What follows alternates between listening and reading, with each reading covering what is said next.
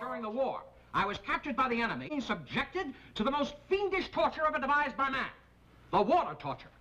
A drop of water on the forehead every minute for 300 gallons. 300 gallons, Mr. Brown, would you believe it? That's pretty hard to believe. After the sin of the golden calf, Moshe goes back up on the mountain to try to convince God to forgive the Jewish people. Moshe says, God, yes, indeed, the Jewish people did this great sin in building a god of gold. Why did they have to mention to God that they had built a god of gold?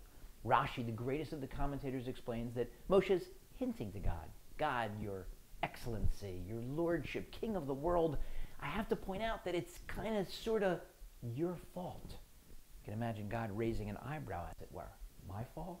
What Moshe's hinting to God is, God, you gave them all that gold. What do you expect?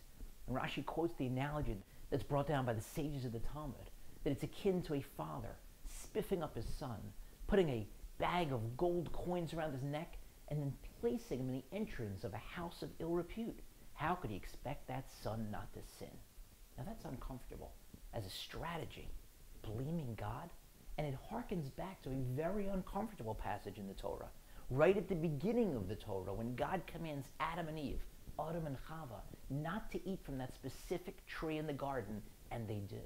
And God confronts Adam, and he says, the woman that you gave to me, she gave me the fruit. He blames God for giving him Eve, for giving him Chava, which is outrageous. That doesn't work out well for for Adam. So why does Moshe try the same gambit now?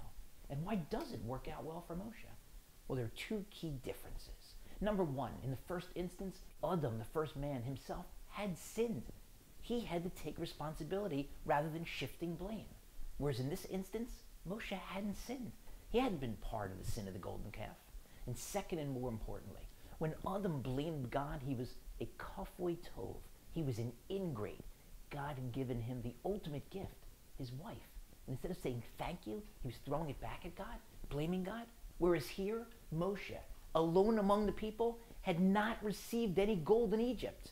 Because while everyone else was going and taking gold and silver from their neighbors in Egypt, Moshe was busy with something else. He was busy finding and then carrying the bones of Joseph, Yosef. But the eagle-eyed viewers out there will say, no, that's not true. The commentators say that there was another group that also didn't get gold in Egypt. Moshe's tribe, the Levium, the Levites. Because the gold was meant as slave reparations. And the Levites had never been enslaved. But as Maxwell Smart used to like to say, would you believe a quart? Would you believe the Levites, the Levium, also didn't sin? Alone among the Jews. They were not involved at all in the sin of the golden calf. It's painful for me to talk about this as a firstborn because that's when the firstborn sons lost their jobs. We were supposed to be the Kohanim. We were supposed to be the priests, but we participated in the sin of the golden calf. And so we had to give up that incredible right, that privilege, that treasure to the Levium who hadn't sinned. So Moshe is pointing out the evidence to God. Take a look. Me, my tribe, we didn't get any gold. We didn't sin. What's the takeaway for us? I don't think the takeaway is a lesson in how to talk to God, how to argue to God, how to blame or when to blame or whom it's okay to blame. What could the lesson be? The people who got the gold sinned. The people who didn't. Maybe it's a lesson for us.